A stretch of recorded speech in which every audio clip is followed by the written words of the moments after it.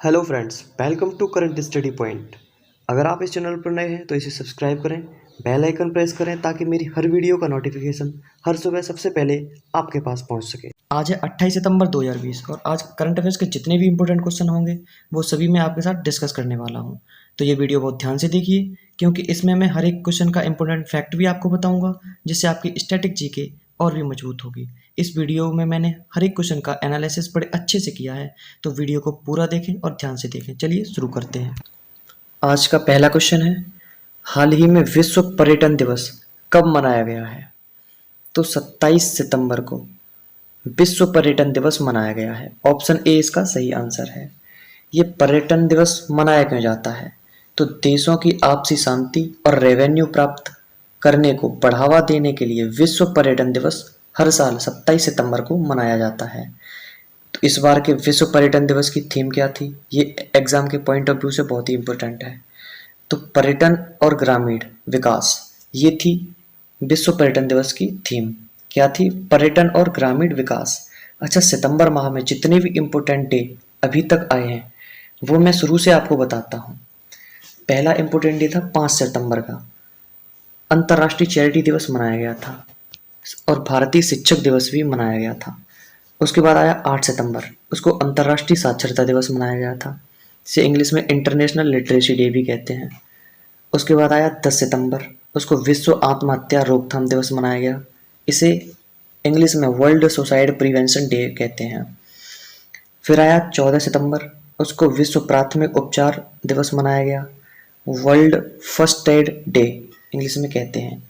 और भारत में 14 सितंबर को हिंदी दिवस मनाया जाता है। उसके बाद आया 15 सितंबर। 15 सितंबर को अंतर्राष्ट्रीय लोकतंत्र दिवस मनाया गया। 16 सितंबर को विश्व ओजोन दिवस मनाया गया, इसे ओजोन परत संरक्षण दिवस के रूप में भी मनाते हैं। फिर आया 21 सितंबर। 21 सितंबर को अंतर्राष्ट्रीय शांति दिवस मनाया गया। विश्व अल्जाइमर दिवस भी 21 सितंबर को मनाया गया। उसके बाद 27 सितंबर आया, उसमें विश्व पर्यटन दिवस मनाया गया। तो इतने इम्पोर्टेंट डे मैंने आपको बताया। नेक्स्ट क्वेश्चन है, हाल ही में किस संगठन ने पड़ोसी देशों के लिए नैदानिक परीक्षण अनुसंधान क्षमता को मजबूत करने के लिए एक कार्यक्रम शुरू किया है? तो डीवीटी ने पड़ोसी देशों के लिए नैदानिक परीक्षण अनुसंधान क्षमता को मजबूत करने के लिए एक कार्यक्रम शुरू किया है। ऑप्शन डी इसका सही आंसर है। DVT, the department of biotechnology, यानी कि जैव प्रौद्योगिकी विभाग। इस कार्यक्रम का उद्देश्य क्या है? तो इस कार्यक्रम का उद्देश्य जितने भी भारत और उसके पड़ोसी देशों के शोधकर्ता या वैज्ञानिक हैं उनको उनके कार्य और क्षमताओं को बढ़ाने के लिए ये समर्थन करेगा। नेक्स्ट क्वेश्चन है, हाल ही में किस राज्य के मुख्यमंत्री ने यूरोपीय देशों के साथ मिलकर बनाई जाने वाली हरी परियोजनाओं का उद्घाटन किया है? तो ऑप्शन बी इसका सही आंसर है, पश्चिम बंगाल। पश्चिम बंगाल की मुख्यमंत्री ममता बनर्जी ने कोलकाता और पूर्वी मिदनापुर जिले में यूरोपीय संघ के देशों द्वारा बनाई जाने वाली 1226 करोड़ रुपए की 2 बड़ी हरी परियोजनाओं का उद्घाटन किया है। अब बात है पश्चिम बंगाल की, तो ये है मैप में पश्चिम बंगाल। पश्चिम बंगाल की कैपिटल क्या है? कोलकाता। पश्चिम बंगाल के मुख्यमंत्री कौन है? ममता बनर्जी। और राज्यपाल कौन है? जगदीप धनखड़। नेक्स्ट क्वेश्चन है, हाल ही में कौन सा बैंक सेफ पे संपर्क रहित डेबिट कार्ड सुविधा शुरू करने वाला पहला बैंक बन गया है? तो आईडीएफसी फर्स्ट बैंक सेफ पे संपर्क रहित डेबिट कार्ड सुविधा शुरू करने वाला पहला बैंक बन गया है। ऑप्शन ए इसका सही आंसर है। आईडीएफसी फर्स्ट बैंक का पहले नाम आईडीएफसी बैंक था। इसकी स्थापना 1 अक्टूबर 2015 को हुई। इसका हेडक्वार्टर मुंबई में है।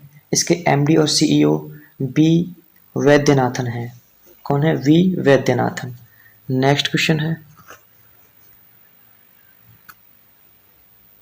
हाल ही में यूके ने किस देश के साथ जल भागीदारी पर वीडियो कॉन्फ्रेंसिंग के जरिए एक एमओयू पर हस्ताक्षर किए हैं?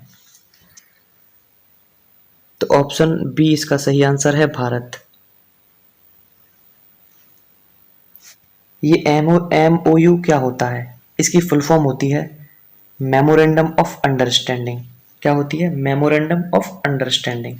जब दो पक्षों के बीच किसी मामले की शुरुआत हुई है तो वहाँ MOU साइन किया जाता है।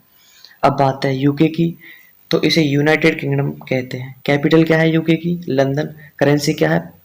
Pound sterling. PM कौन है? Boris Johnson. नेक्स्ट क्वेश्चन है, हाल ही में किसने ग्लोबल और आर्किटेक्ट पुरस्कार जीता है? तो ग्लोबल आर्किटेक्ट पुरस्कार उड़ीसा के कृषि भवन ने जीत लिया है। ऑप्शन ए इसका सही आंसर है।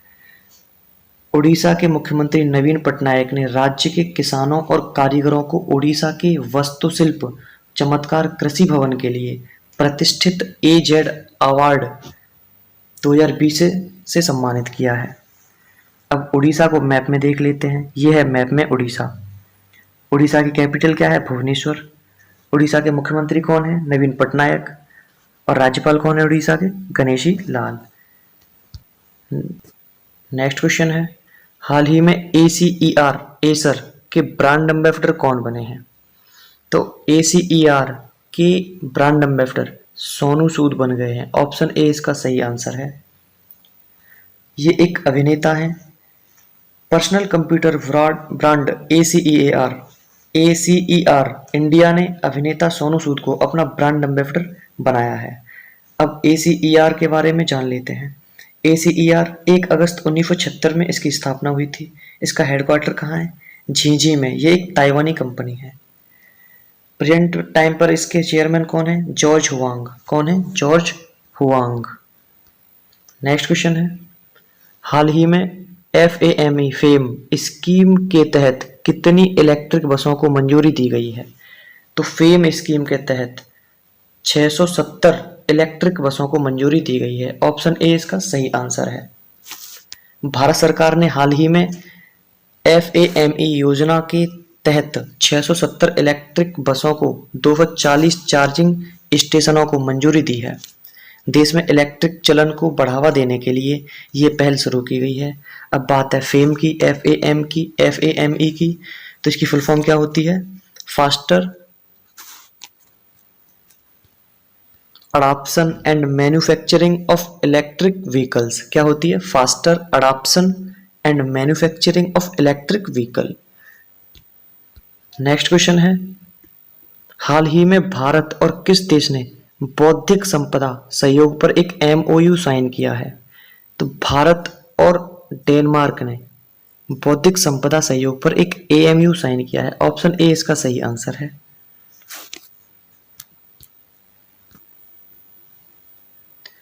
डेनमार्क इसका सही आंसर है। उद्योग और आंतरिक व्यापार को बढ़ावा देने के लिए इस MOU पर हस्ताक्षर किए गए हैं। अब बात है डेनमार्क की, तो ये है मैप में डेनमार्क। डेनमार्क की कैपिटल क्या है? कोपेनहेग डेनमार्क की कैपिटल है। डेनमार्क की करेंसी क्या है? Danish corona. और डेनमार्क के अभी प्रेजेंट टाइम पर रानी कौन है? मार्गरेथा द्वितीय। और प्रेजेंट टाइम पर डेनमार्क के प्रधानमंत्री कौन है? Anders Fogh. कौन है? Anders fog. नेक्स्ट क्वेश्चन है, हाल ही में किस राज्य सरकार ने एकीकृत पोर्टल लॉन्च किया है? तो अभी उत्तर प्रदेश ने एकीकृत पोर्टल यूराइज RAISE एकीकृत पोर्टल यूराइज लॉन्च किया है। उत्तर प्रदेश राष्ट्रीय शिक्षा नीति 2020 के कार्यान्वयन के साथ इस तरह के एकीकृत पोर्टल के लॉन्च करने वाला पहला राज्य बना है।